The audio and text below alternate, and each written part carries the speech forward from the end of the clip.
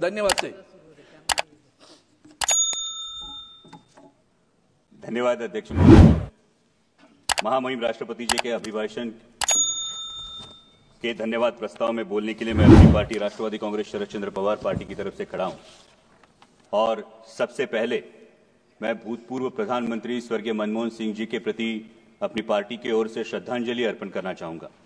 अध्यक्ष महोदय, जो कि मेरे पार्टी से 2 मेंबर बोलने वाले हैं, इसलिए बहुत संक्षेप में अपनी बात कहूंगा। महामहिम राष्ट्रपति जी ने अपने अभिभाषण में प्रयागराज में चले महाकुंभ की भी बात की और वैसे ही मिडिल क्लास की भी बहुत बात की। तो इस मिडिल क्लास के नजरिए से महाकुंभ क्या है, इस पे कुछ पंक्तियां लिखी है, वही पंक्तियां मैं सुनाना चाहूंगा। आजकल खुद के हिंदू होने पर मैं कुछ ज्यादा ही गौरवान्वित महसूस कर रहा था। आजकल मेरे हिंदू होने पर मैं कुछ ज्यादा ही गौरवान्वित महसूस कर रहा था। हालांकि मेरे हिंदू होने में मेरा खुद का योगदान कुछ भी नहीं था, लेकिन सनातन की समृद्ध परंपराओं में मेरा अटूट विश्वास है। सनातन की समृद्ध परंपराओं में मेरा अटूट विश्वास है।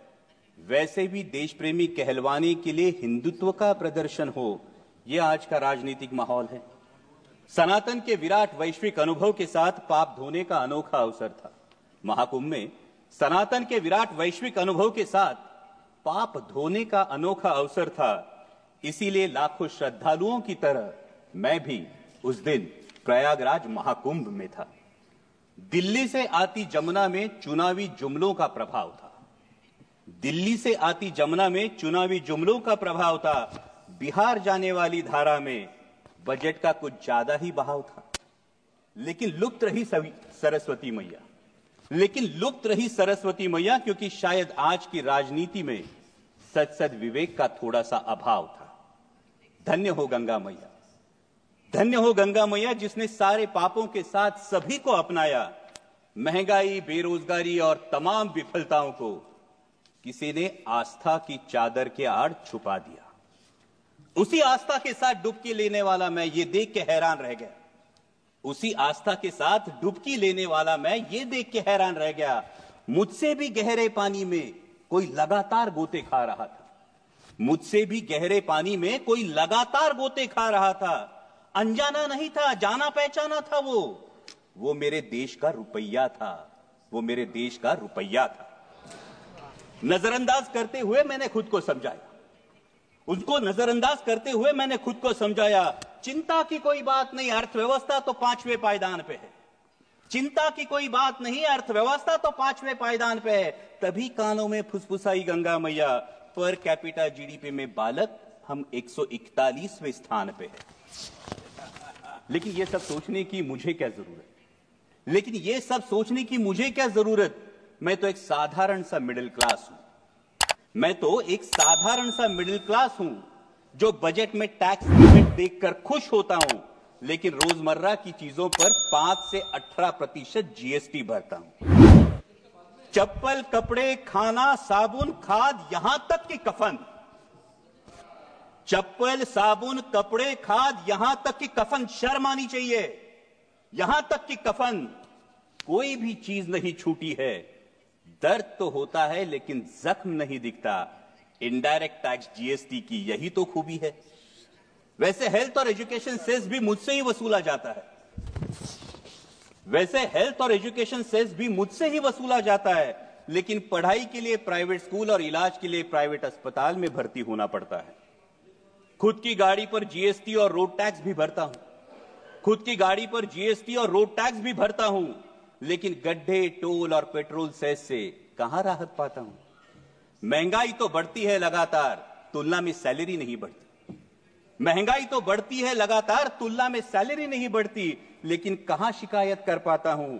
लोकल ट्रेनों में लटकता हूं, ट्रैफिक जाम में फंसता हूं। मानो प्रीमियम और ईएमआई चुकाने के लिए मैं जीता हूं। ईएमआई से याद आया, पिछली बार चुका नहीं पाया तो बैंक मेरे दरवाजे पर आया